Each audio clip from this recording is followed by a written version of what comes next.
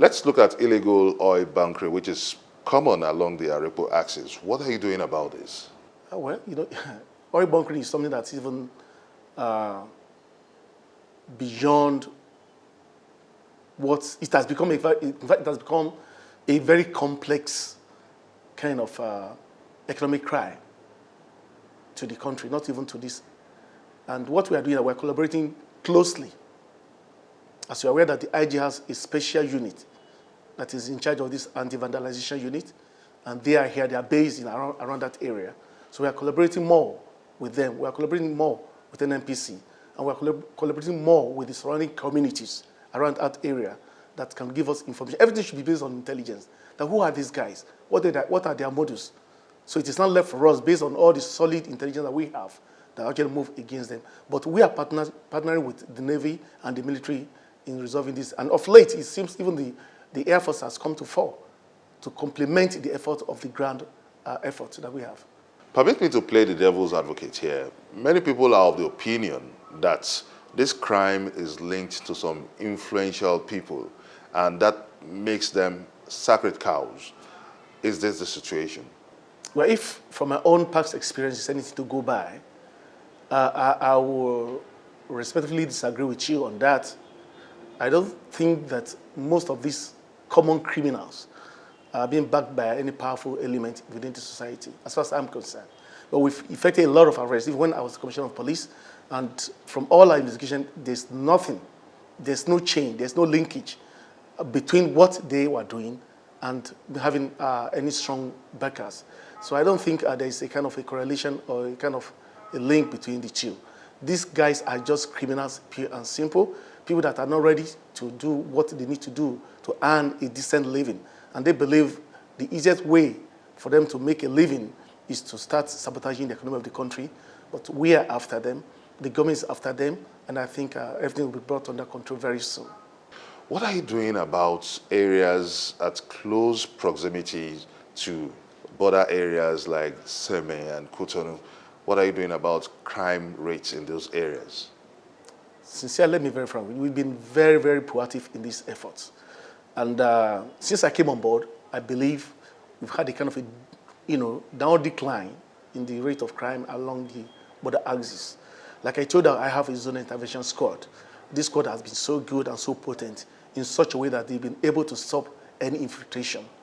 Just in December, they were able to intercept a robbery gang that were coming from Benin Republic, and we're able to stop them from getting into Nigeria to commit their crime. Luckily, we were able to recover a lot of arms and effect a lot of arrests. So we have been proactive in getting this, in busting this criminal gang and criminal ring. So of late, we've seen that we've not had much from that area. That people are coming from Benin Republic, to come and rob in Lagos State or Lagos State. That one seems to have gone down, and police have been able to contain that, and I think we are on top of that. You've said as much as saying the quality of the intelligence gathered would go a long way in assisting your operations in terms of tackling crimes. So in terms of intelligence gathering now, how strong is your intelligence network? I think very, very strong. Intelligence is just two ways. It's based upon the information that we receive from members of the public. It's a kind of communication. So when the members of the public see something and say something and report all these incidents to the police, we take it up and act on them. And most instances, we're always ahead of that. We have men of the Zonal Intelligence Bureau. We have men of the State Intelligence Bureau that work together day and night, 24/7, 365 days in a year, round the clock, monitoring all movement, monitoring all criminal gangs, and placing close tabs on all the activities. Through this, we've been able to bust a lot of crimes, which are not reported, but we have been able to prevent a whole lot of things through that. Now, let's look at the major bridges. Now, almost all the under bridges in Lagos has been declared a hotspot. What's your zonal command doing about this? We've devised a strategy. We are going to work on that. We want to make sure that all these under bridges and everything is cleared of all these miscreants. Because if you don't have a place of abode under these bridges, then I think they won't be able to sit down there and plan and map out all these criminal intentions or acts. So it's very, very key that we work closely with the Federal Ministry of Works. We work closely with the Director of Works here in Lagos State. We collaborate closely with Lagos State government to ensure that all this structure that is put under these bridges are removed. And we're going to work together to ensure that we do that. Now, what are you doing about the prevalence of cult activities within your zonal command? Most of these activities, I believe, is kind of a flip over from this last election, when most of these unemployed youth were encouraged, okay, to be involved in all this, all these petty things all over the place. But it's something that I think we can do through better collaboration, through better, enlightenment, to let all these youth know that joining cult or being a cultist is not the best way to go. The best way to go is for them to be amenable to be trained by the society, whether through vocational activities or through going to school. The mere fact that they are joining this cult for them to be used by individuals is not the best way to go. And we are going to be hard on them.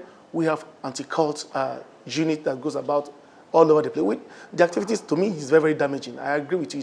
It's not good. And we are doing everything possible to contain the activities and also reach out to parents, to families, to ensure that their children are well taken care of. Not to allow them to actually become a kind of a pawn in the hands of opportunists that just want to use them to further their own nest. But just like you said that these people are likely pawns in the hands of some influential people, what are you doing to engage these influential suspects frontally?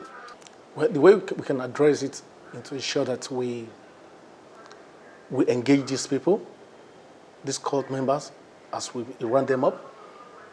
The second one is to use the big stick.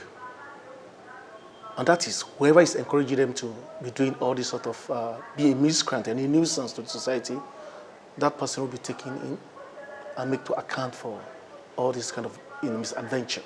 But we believe that these little kids, children that should be in school, trading, vocational, in different fields, that are supposed to be responsible Nigerian future of this country, and being encouraged to violence is discouraged.